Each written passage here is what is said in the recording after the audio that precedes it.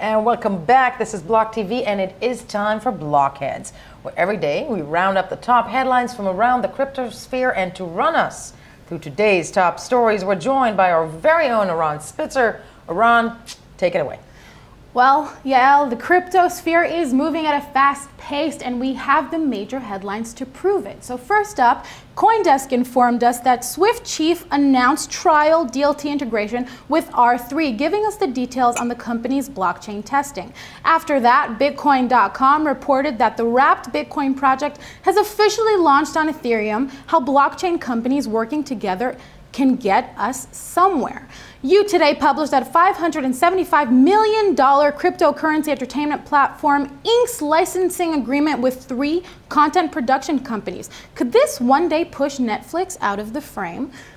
And fourth, we have a Medium post titled Gemini completes SOC2 review, a world's first for a cryptocurrency exchange and custodian. And lastly, Trust Notes published fintechs raised a record-breaking $40 billion in 2018. Why is that? Why is that? We do wonder. Let's break these down, shall we? Iran, Swift, tell me all about it. Yeah, so the Global Banking Payments Network is testing its GPI payment standards through R3 Corda. That is a platform that we've heard about for a while now. They're big in the game. They're always in regulatory conversations. You always hear about them at conferences and the like. This was teased by Swift CEO Gottfried Leibrandt, who spoke at the Paris FinTech Forum alongside XRP CEO. So now the major thing here and the disconnect is that they actually didn't choose to work with XRP. Rather, they chose to work with R3, which is kind of, a controversy here and a little debate, so that was interesting to watch. The integration is a trial meant to connect Swift's GPI link with Corda's platform. So it's to monitor payment flow as well as support APIs and Swift as well as ISO standards. So they really are trying to follow through properly as they can. The companies using the platform will have the ability to authorize payments from their banks via this link. The payment will be settled by the bank with a confirmation reported back through the trade platform with that GPI link. So they're focusing on R3's trade platform currently, but they are later on expected to extend and support other DLT platforms. So that is something that seems to be important to them. And of course, if all goes well, that could keep on going. It was important to them to mention that this is a trial. CoinDesk even had an update. So they were really careful about stressing that. Okay. And it's so it's an interesting entrance of Swift to the crypto space or the blockchain space, and this kind of connects to the. If Swift though enters, Swift is huge, right? This is a major mainstreaming if this works, isn't it? Yes, definitely, and it's kind of taking away other projects that people are working on. So we spoke about such as Iran. So Iran is working on their cryptocurrency or their token to take away the need for Swift because of US sanctions. They're having trouble with Swift that. ain't playing with them. And Swift ain't playing with them. So Okay. now that kind of makes their point moot because they won't need that platform and nobody will use a platform, especially when Swift is integrating blockchain themselves. It's just pointless. It's pointless. Interesting. Okay, next step. So Bitcoin.com reported on the wrapped Bitcoin project and its official launching. So last October, a joint initiative by BitGo, Kyber Network, and Ren of this new ERC20 token that they call WBTC, so the wrapped Bitcoin. The token is What is that? It's like a hybrid sandwich between Bitcoin and Ethereum? Something of this sort. They are trying to make something that's possible for interoperability. This is supposed to help decentralized networks as a whole, and this combination in chains is something we haven't seen before. The token is backed. This is the most interesting part about this. So the token is backed 1-to-1 with Bitcoin, which is very interesting, right? Because we haven't seen anything pegged in that way, or it's kind of making Bitcoin a fait accompli. It's sort of legitimizing it. Right. Definitely has legitimate aspects to it. So it's meant to bring liquidity into the decentralized ecosystem between the two chains.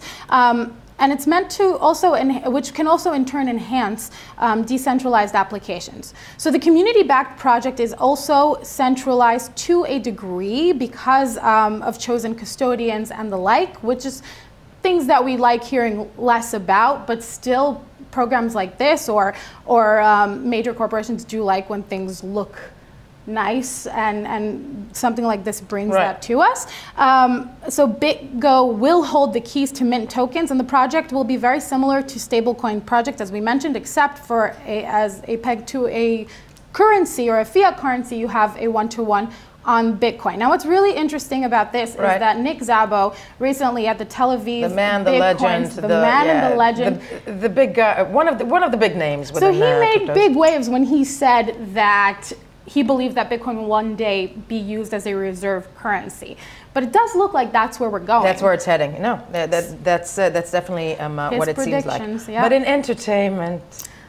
In entertainment news. Please. So You Today published a report that Tata2, a cryptocurrency streaming service of sorts, has raised who has raised $575 million during their private sale, signed a licensing agreement with 3 independent production companies. Now, although they're independent, they are huge production companies. So we have Lakeshore Entertainment, Q Media Group, and Film 4. And those are companies that usually make Oscars. Yes. Right. So these are not small companies. Their licensing deal is to, as it seems, use their content on their site. Like I said, they are a streaming service. When you think of streaming services, you think Netflix. So this is the type of announcement that basically makes people in the Netflix offices stand and go, right? Do you think so? Really though? Well, because it's Netflix. They're a big deal. I'm not saying I know, but Netflix will eventually have somebody who's going to be a big deal, just like them. I'm assuming that's what Tata2 wants to do. For sure, and obviously people believe in them, right? Because they have these major production companies signing deals with them. That's a show of confidence. So they're definitely in the mix. And after months ago, they did sign with Johnny Depp. So big names are definitely.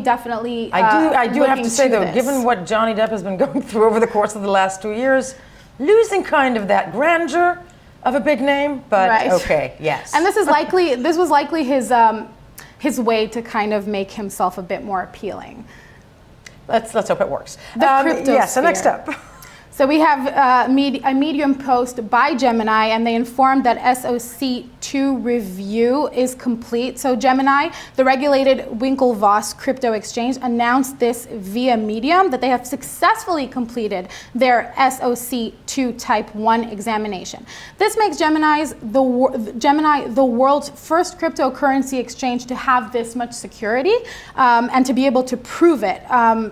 And so it is a compliance thing, and they are. But that's going very, very mainstream, isn't it? Well, yes and no. So with what they're saying is that they're meant to protect customer data and funds, which is what an SOC2 test is, right? So it's meant it also goes hand in hand. Didn't the Winklevosses, aren't they also behind the campaign we've been hearing about around the subways of New York City, for example, which of even a revolution needs rules, etc., etc. And it's like another step in showing in that PR in some ways. So their ad, Crypto Needs Rules, brought a lot of controversy. The world was basically saying, what are you guys doing in the space? This isn't your thing. The whole idea was not to have rules. This is our thing, and you can't take it from us. Obviously, they were the major talks of the ETF. That didn't happen. So they really are going along with this whole, we need regulation and the cryptosphere needs regulation. And on the other hand, there would be those who are saying they're sucking up to the SEC in some ways. But, fascinating. But they're definitely going with this. So they're promising to do this test annually. That's kind of like their major thing, where we're concerned about our customers, our users, and we need data and security, and this is how we're going to do it for you. Okay. And what up? So lastly, we have trust nodes, and that number, so fintechs raised a record-breaking $40 billion in 2018. That number is more than double the investments made in 2017 and accounts for a little over 1,700 deals made globally. So that $40 billion, just to break it down, is comprised of $22 billion for Asia, which brings them in the lead with that, close to $12 billion for North America, and 3.5 billion for Europe. Interestingly though, South America, which is not a core market, brought in 39% of that number. Why do we even care? The report attributes the jump to the crypto industry. Which is really interesting. It's making a huge wave, and people are obviously taking note. With mass amounts of money. With mass amounts of money. The report attributes the jump more so also to millennials actually being in on these startups because they're fast and they're attracted to that kind of pace. So actually, millennials seem to be bringing the fintech industry up. Amongst those companies are the crypto companies that brought up the fintech industry are Coinbase, that was valued at $8 billion, and Circle, which recently acquired crypto exchange Poloniex. And they had an issue with the SEC earlier this year, but they are still making waves. They're making money. No, they're making waves. They're making money. And I think that the takeaway from this is millennials are good for something. That's Definitely. a joke. That's a joke. Okay. Oran Spitzer, millennial yourself, thank you so much, and we'll be right back.